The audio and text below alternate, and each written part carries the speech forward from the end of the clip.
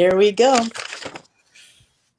Hi, everyone. Welcome to the African Chamber of Commerce and Tourism. We're hosting our conversation with our chamber member, Donna Miller.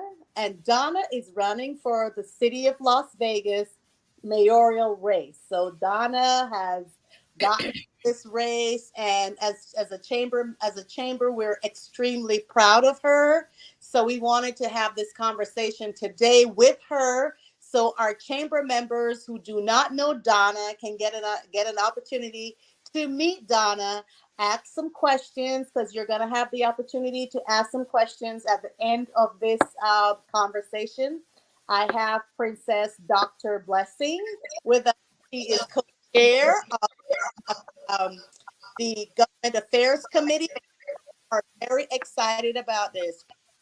I am Joe Cato, your moderator, and also the CEO of Periwinkle Group and the chair of Government Affairs. And as I said before, we had Vice Chair Princess Dr. Blessing, and she's also an entrepreneur. She's principal partner with Assurance Services.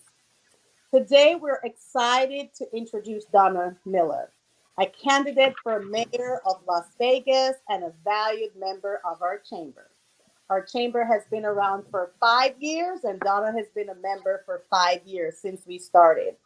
Our members have expressed great interest in hearing from Donna, and our political committee has arranged for this interview with her today to get the opportunity to know her better.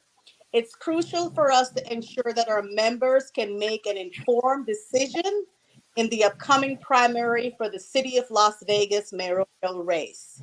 If we notice, there are 9 candidates or so in that race, but the establishment, that's a word I'm using loosely, have only focused on 3 candidates. And I believe it is fair for us to give each candidate the opportunity and a platform. And Donna, being a member of our chamber, we felt it fit for her to talk. For the next 2 minutes, Donna is going to introduce herself to us, and she's going to tell us why she chose to run for the mayor of Las Vegas.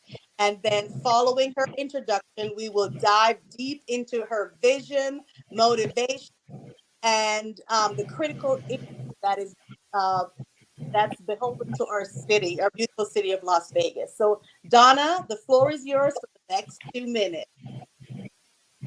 Well, thank you very much for the invitation, and thank you for the inclusion. It's definitely very important, especially nowadays when I believe that our community is ready for a change. I know I am.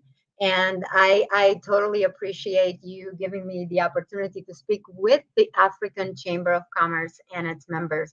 You guys have been very active, and I've seen that over the last 5 years and totally appreciate it. So anyway, I am Donna Miller, and I am running for mayor. But before I go into telling you a little bit more about myself and why I'm doing that, I wanted to ask you something. Did you know that nurses have been rated as the most trusted profession in the nation for 22 years in a row? And most people don't know that, but I'm a nurse and I'm proud of it. But do you know who was rated the least trusted profession in the nation? Politicians. Well, I'm a nurse and a business owner and a community leader that wishes to bring trust back into the politics. And I know some people think that I'm naive. I believe it, though. I believe we can. And I also want to take service to the next level and serve you as your next mayor. I've been in Las Vegas for about 25 years, and while not a career politician, I lived on the periphery of politics. And I wear many hats that gave me the opportunity to serve, but also to work directly with our government at the local level, at the state level, and at the federal level. And I've seen the good and I've seen the bad. So I'm running because I believe it's time for our city to be led by a person that can put others first. And as a nurse for 28 years, placing other people's needs before mine is second nature to me. I'm also running because I believe it's time for our city to be led by a business person who can handle our finances effectively. I have successfully led organizations that had more than 1,000 people and ran over 250,000 calls a year and managed budgets that were over $200 million. And I'm running because I believe it's time to challenge the status quo. And my story is a testament to challenging and overcoming the status quo. Thank you, Donna. Thank you for that introduction. Let's deep dive into um, that some of the questions been submitted by our members. Some of the questions our committee kind of came up with based on what we're seeing in the city of Las Vegas. Let's talk about economic development. What strategies do you propose to stimulate economic growth and attract new business to Las Vegas? And so I'll so if you could So go, yeah, go ahead. economic development is definitely very important to our city, right? If we look specifically to what the city of Las Vegas entails when it comes to revenue producing entities, right? The city of Las Vegas is mainly residential. And before I go further, perhaps it's a good time to specify that not everybody that has Las Vegas in their address, they actually live in the city of Las Vegas. And many of my friends who live, for example, on the southeast side of town, they would say, "Oh, no, I'll vote for you."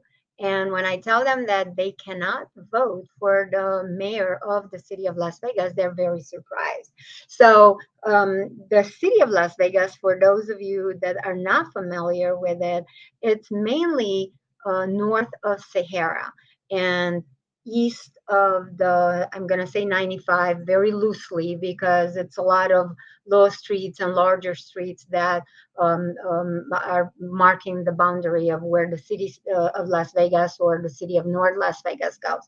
But if you think about it, only a third of our population, of the valley population, can actually vote for the mayor of Las Vegas.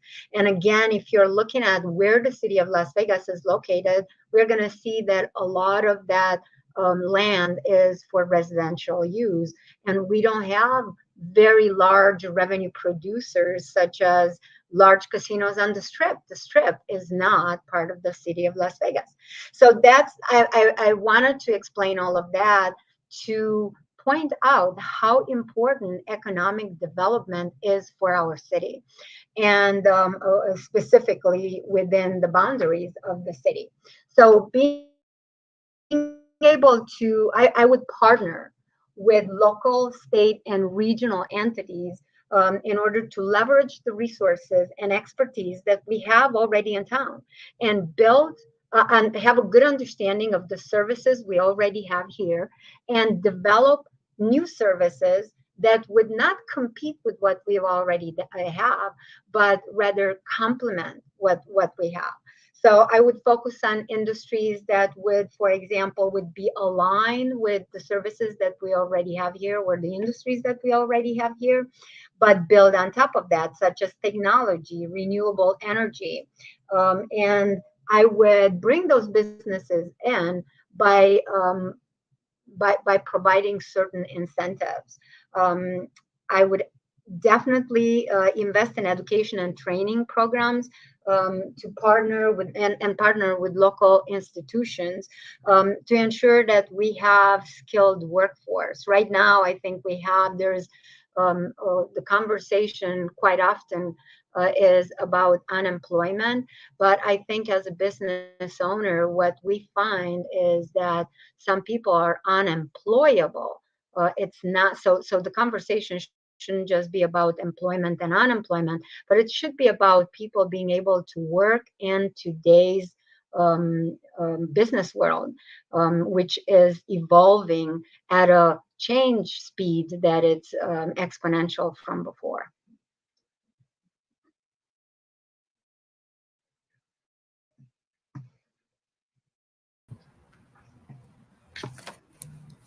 Did I lose Okay. you?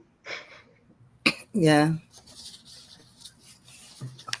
Thank you so much for the whole Mhm. talk. I don't know if Joe is there, but I know is Joe there? Okay. Looking at it, I know Go you ahead. have it. Go ahead. Okay. Thank you. Your vision and motivation, and I hear you talk when you were introducing yourself that you're an immigrant. So my question is based on as an immigrant and an entrepreneur, what inspired you to pursue the mayoral position in Las Vegas? Well, thank you for the question, especially since probably the large majority of the people here are, like myself, first generation immigrants. And if I were to use my daughter's correction, I'm not just a first generation immigrant, I am also a first generation American. But as an immigrant, I am not afraid to step in the unknown. And being an immigrant and coming to a brand new country takes a lot of courage, and it takes a lot of support from the people that we don't even know. So resilience is definitely a big part of it. Um, and as an entrepreneur, I know determination, because as an entrepreneur, especially once again, when you start from scratch, you don't have the resources perhaps that you might have if you don't start from scratch. So learning to use obstacles in your favor. So don't let obstacles to be the stop. Really, I use obstacles as a motivation to try harder. So when you look at the resilience that I learned as an immigrant and the determination that I learned as a business owner, that is what I believe that our city needs today, and that is what I am bringing to the mayoral role. Because at the end of the day, the way I see it, the city is just like another business, and the mayor is the CEO of that business. So just like we talk about with having a good leader or a great leader, I believe that we can translate that as well into what makes a good attributes would actually take to not only have a good mayor, but have a great mayor. And I believe that my experience as an immigrant and as an entrepreneur and as a nurse definitely uh, gave me the background and the experience that's very unique, but has prepared me not only to be a good mayor, but to be a great mayor. Thank you for that response. So, running for mayor is a nonpartisan race, right? And frankly, we are not concerned about your party's affiliation. We're not interested at all. We just want to make sure that the You best know, person is the in that. internet, it's very windy on my side of town, Oh, so hear me? perhaps there's Can you hear me? Okay. what's So, that? so let I me. can't hear you now. Okay, great. So your race is a nonpartisan race, and as a chamber, we're not interested in your party affiliation. But what we would like to know, are there any initiatives implemented by the Goodman's administration for the last maybe decade and a half, or 2 decades, 2 decades, that you will continue, or do you have any plans to implement your own economic plan? And if so, what are your top priorities for your first 100 days as mayor?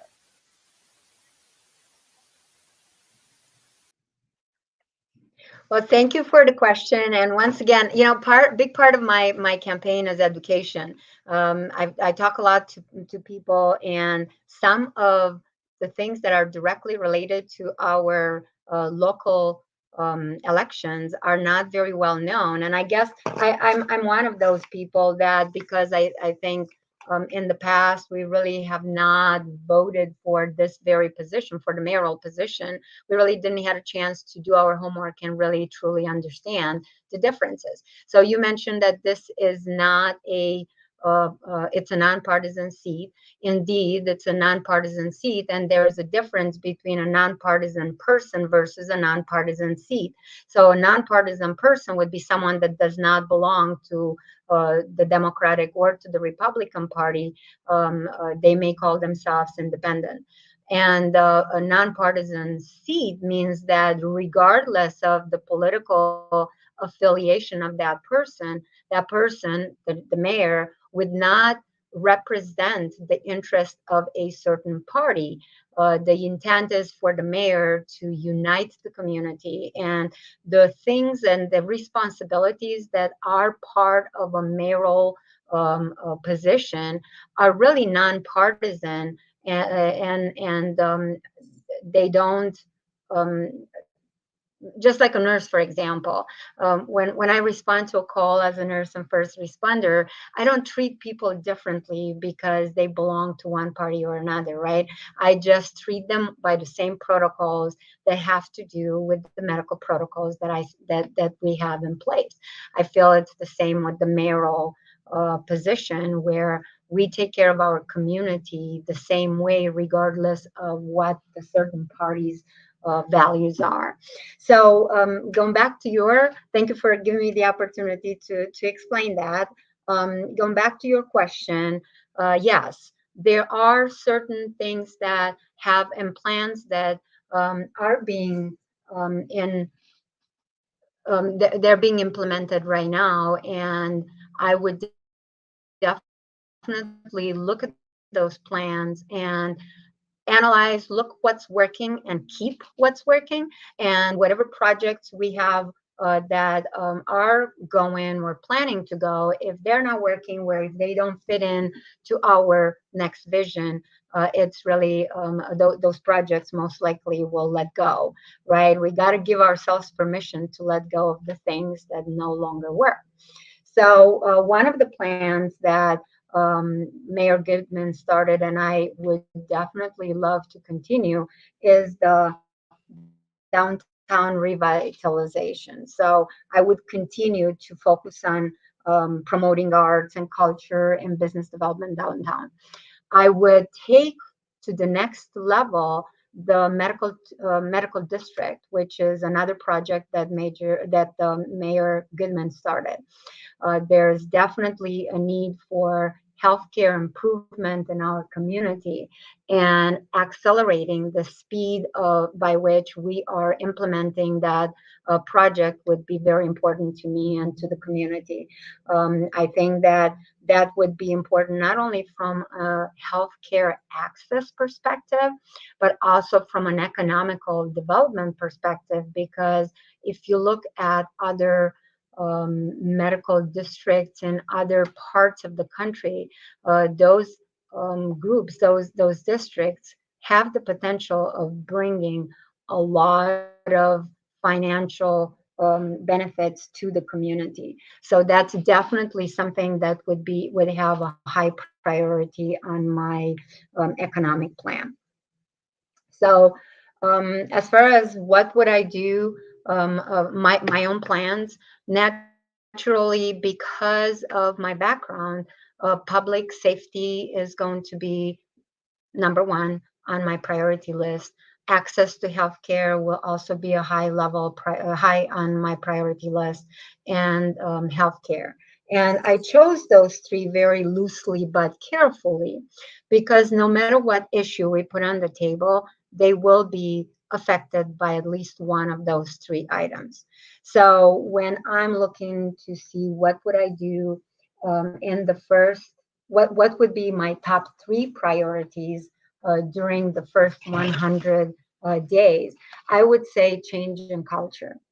I would say realizing that things that worked in the past are no longer working today, nor will be working tomorrow.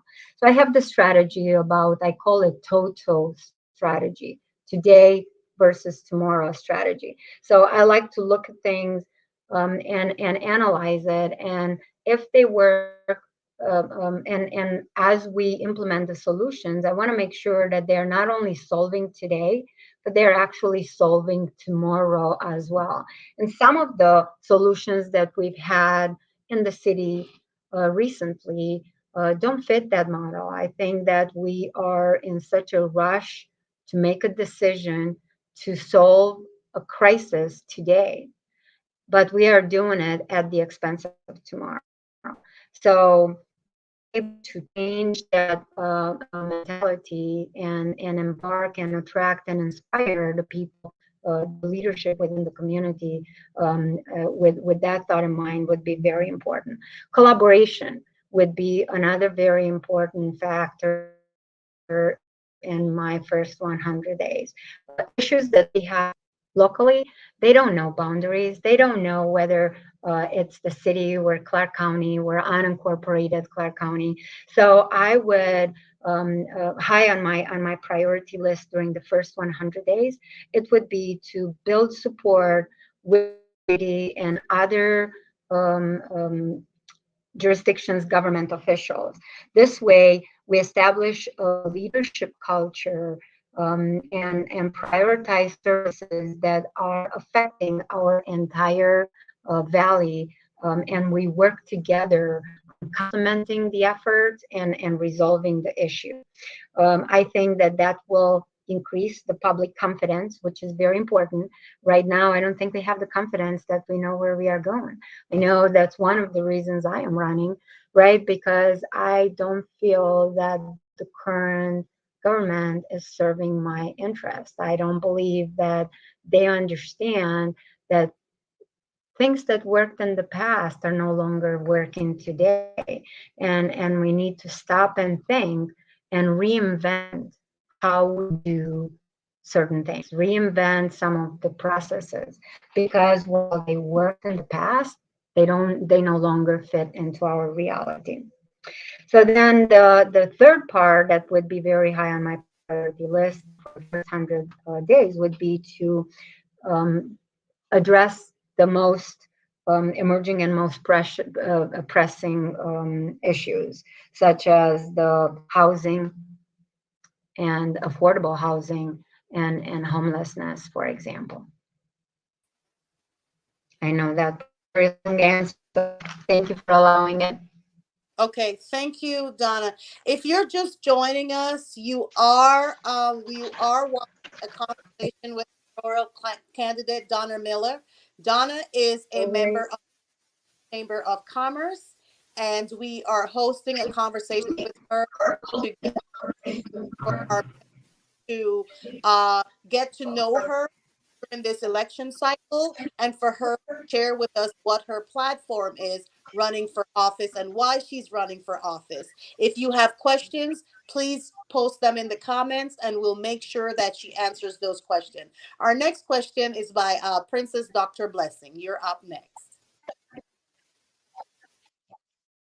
I just want to piggyback from a comment when you were talking the last time about the mayoral role being a business organization. So drawing it, this brings it to my question. I just want to ask, how do you plan to support and promote small businesses and startups, especially those run by immigrants and minorities?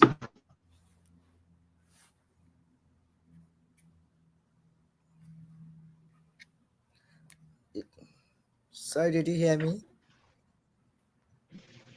I can hear you now. Did you get my question? Re-ask the I did question. not. I didn't hear that. Sorry. Okay. I'm picking back about you saying that the mayoral role is like a business organization. My question is, how do you plan to support and promote small businesses and startups, especially those run by immigrants and minorities?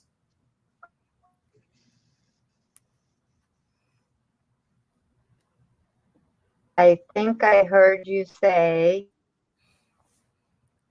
I'm sorry, my internet is probably not the best. You're talking about businesses that were owned by minorities? Yes, how do you plan to promote them?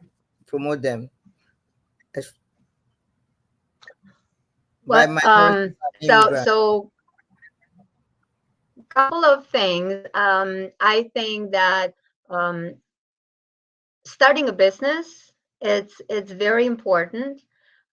Continuing the business and making it successful is also very important. So I believe that as mayor, my job will not be just to issue a licensure, but our job, and I shouldn't say my job, our job as a community and as the leaders in the community would be to support the growth and provide the tools for the businesses to flourish. So I would I would first work with the banks and create certain um, financial plans that would be helping to that would be favorable, have favorable terms to help start the businesses. I would create incubators, for example, that would help to accelerate the startup of a business or to help with mentorship of a business, networking, and and resources. I think that there are a lot of resources out there, but we really don't know where to look for them. And one would think that because we have access to the internet, it's actually easy to access those services. But from my own experience, that is not the case. For immigrant-owned and minority-owned businesses, we need to have translation services and someone that understands such by reading certain applications, for example, might be common sense, might be common sense for most people that have been in the country for a long time. They may not be common sense for someone that is speaking English as a second language. So being able to have the resources and have an international center where any immigrant could be represented, and help with those translations, having workshops to figure out how to apply to certain businesses, how to navigate the rules and regulations that we have here that once again may be common sense to some, but it's necessarily common sense for somebody that here. And I think that's very important prevention perspective, because we will follow the rules, but if we don't know the rules, sometimes we fall in that situation that I know is not acceptable, right? I would I, advisory, small Donna, advisory council Donna, with we're diverse Donna, represent Donna. and also host international festivals and networking events that would cater to the people that are making Las Vegas their second home, their Your second net, home as in born Donna, somewhere else and chose to come to Las Vegas to make the Las Vegas their home. Donna, your network is really bad. We're having a hard time hearing you, and it's freezing. So I'm not sure how we can correct that, but we're going to try to push through it. But your network is really, really bad. Before my next question, before I have Princess Dr. Blessing move into our next question, you touched on education and Clark County and the school district. The Clark County School District faces numerous challenges, and even though this Clark County district they do have their own governance. How do you plan to work with the district to elevate the standards and help to improve the educational outcomes? Because we're having some challenges in our school district, and it takes a village. And so, do you have any plans that you can share with us to help to elevate the standards in the school district and to improve the school district? We would love to hear that.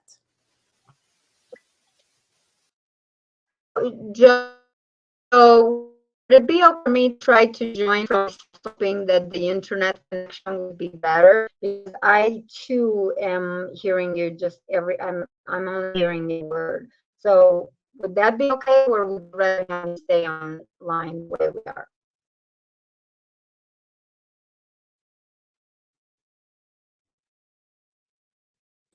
Do you want to back out and come back in? Would you like to do that? Back out and come back in?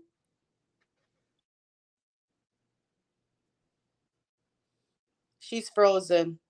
So, what I will do for our viewing audience, we are having some technical difficulties. So, what I'll do, I'll remove Donna from the stream and then I'll have her log back in. So, please be patient with us. Okay.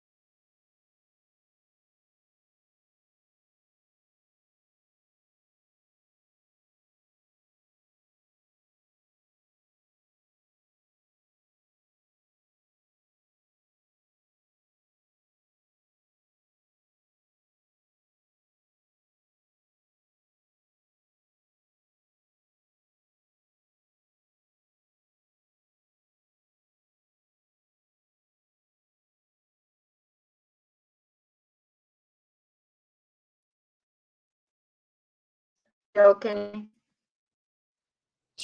Okay, so we're getting some feedback that the network is really bad, Donna. So, what we're going to do, this is a great conversation. you hear me? So, I think what we need to do is rescheduling this conversation because the network is really bad. Are you in Okay. a with I that? tried to sign up. Yeah, I tried to sign up on my cell phone, but it's not allowing me. It says that I need to go on a laptop. Sorry about that. Yeah. So what we'll do, we'll reschedule. And for our viewing audience, things happen. We're having technical difficulties, and we want to make sure that no information is missed. So what we'll do, we will reschedule this talk, and then we'll post it on our social media platforms. And we hope that you could join us for a future date. We'll try to do this as quickly as possible before the early voting starts. And as you know, early voting starts Saturday, and it's on the screen Saturday, May 25th, and it goes through Friday, June 7th. So we'll try to have this done. Hopefully, we can get on Donna's schedule for one day later this week to have this done because we do not want to miss any type of information and we want to get this out to our viewing audience. So sorry about that. Technical difficulties happen and we have this happen to us today. So what we'll do, we'll reschedule and we'll come back and make sure that the network is working properly. And then that way we can get all that information out to you. Is that okay with everyone? Okay. That's fine with me, and I'm sorry. That's okay. Technical difficulties happening.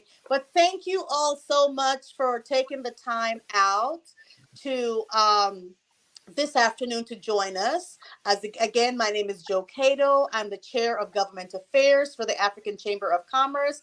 And on the screen with me is our vice chair, Princess Dr. Blessing, and she's the vice chair of the Government Affairs Committee. And we have chamber member Donna Miller, who is running for city of Las.